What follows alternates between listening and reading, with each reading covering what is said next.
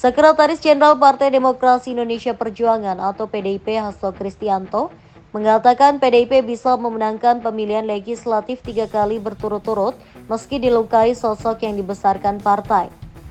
Hasto mengatakan laporan kepada rakyat yang disampaikan dalam rapat kerja nasional atau Rakernas 5 pekan lalu membawa pesan bahwa PDIP menyatu dengan rakyat.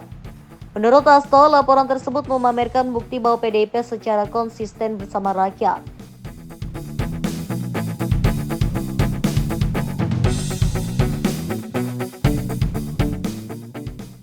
Hasto mengatakan PDIP memang belum menentukan sikap dalam Rakernas. Sikap politik PDIP akan dibahas dalam Kongres 6 yang akan digelar pada 2025. Kendati demikian, apa yang disampaikan dalam pidato politik dalam Rakernas lebih penting dari sekedar sikap politik partainya.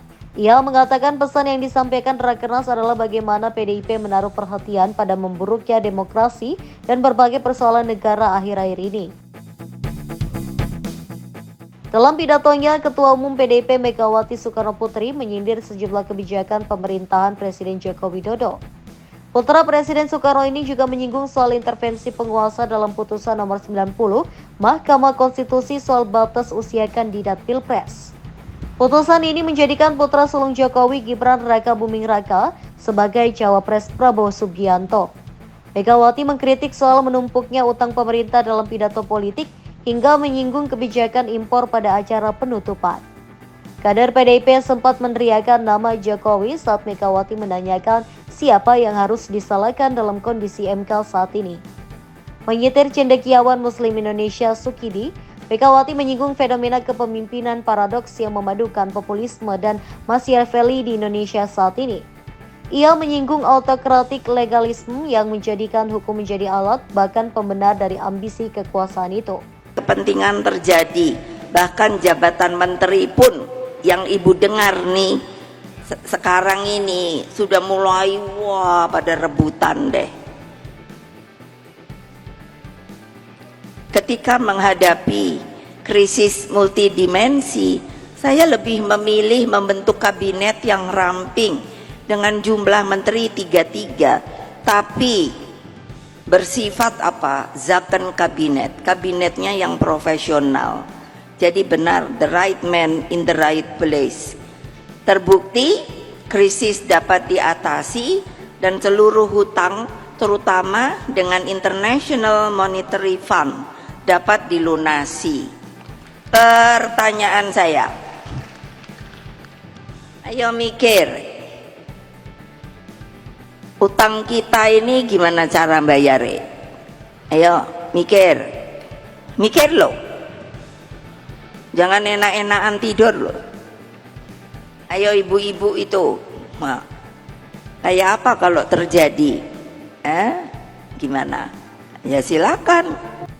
Belakangan PDIP juga tidak menganggap Jokowi sebagai kader imbas dukungan terhadap Prabowo di Pilpres 2024. PDIP dalam rekomendasi Rakernas 5 meminta maaf ada kader tidak junjung etika serta melakukan pelanggaran konstitusi dan demokrasi. Jokowi enggan mengomentari soal sindiran Megawati dalam pidato penutupan Rakernas PDIP. Nah ini bayangin Pak Dr. Sindunata, aku baca aja, hebat banget. Ia hanya mau orang mengerti, harapannya adalah matahari dan jagonya adalah penderitaannya sendiri. Ia percaya ratu adilnya tak lain hanyalah manunggalnya penderitaan dan harapan. Laksana manunggaling kawula lan Gusti. Mereka wong cilik itu bukanlah kalah. Mereka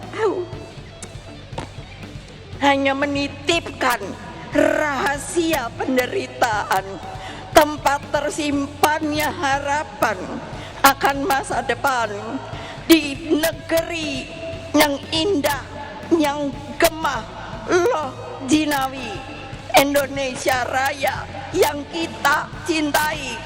Tidak yakin akan hal itu, tidak yakin akan hal itu hanya karena manusia-manusianya sudah mulai lupa diri. Ayo, Bagaimana Mbak Puan sampai nanti? Saya kira itu adalah internal partai, jadi internal PD Perjuangan. Saya tidak akan mengomentari. Jokowi yang sebelumnya merupakan kader PDIP pecah kongsi dengan partainya akibat perbedaan politik di Pilpres 2024. Putra sulung Jokowi, Gibran Rakabuming Raka menjadi calon wakil Presiden Prabowo Subianto, sementara PDIP mengusung bekas Gubernur Jawa Tengah Ganjar Pranowo sebagai calon presiden. Akibat hubungan renggang ini, Megawati dan Jokowi belum bertemu.